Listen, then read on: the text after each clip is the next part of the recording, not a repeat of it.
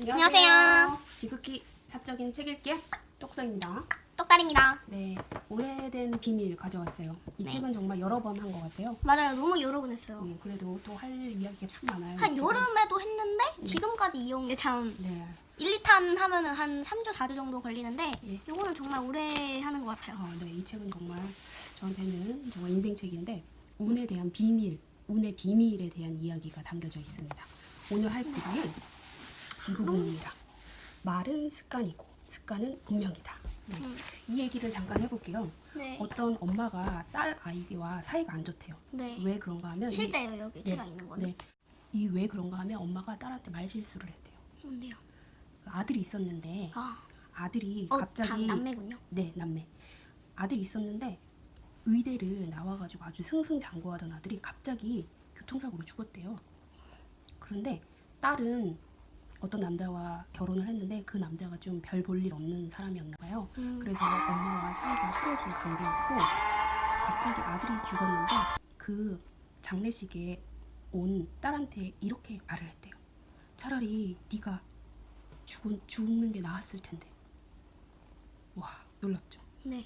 그 말을 들은 딸은 그 뒤로 엄마와 완전히 절연했다고 합니다. 그렇겠죠, 당연히. 네.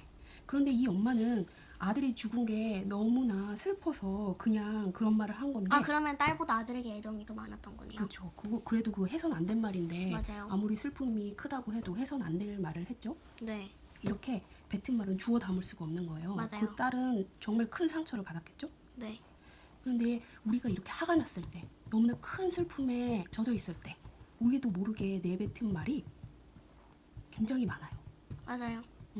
그래서 그 말이 상대방의 가슴을 찌르거나 또 다시는 회복할 수 없는 관계가 되거나 그렇게 되기도 하죠. 우리가 운명학에서 가장 까다로운 게 바로 말실수에 관한 거래요.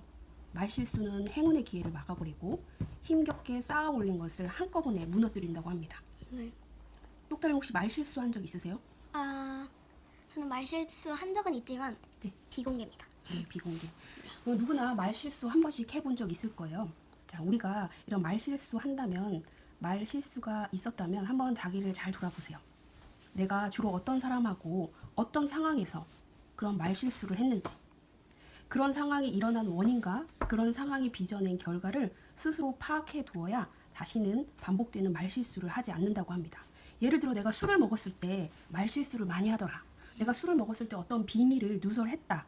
또 내가 뽐내고 싶은 마음, 우쭐거리고 싶은 마음, 자랑하고 싶은 마음에 지켜야 할 것을 지키지 못하고 누설했다던가 약속을 어겨버렸다던가 그리고 또 화가 났거나 슬픔에 젖었을 때 남한테 상처가 되는 말을 내뱉었던가 또 다른 사람의 약점을 비난했다던가 이러진 않았는지 한번 자신을 돌아보시면 됩니다. 요즘에 SNS 있죠. 네. 인스타나 페이스북, 정말 유행이고 거의 네네. 다 하는 그런 인스타. 네, 유튜브도 마찬가지예요. 네. 그러니까 유튜브나 이런 데 보면 그 가벼운 농담, 다른 사람한테 상처 주는 말들, 자기가 SNS 인기 스타가 되기 위해서 그냥 다른 사람을 깎아내리는 말들을 쉽게 하거든요. 네. 그런 경우 이거 다 회복할 수 없는 거예요.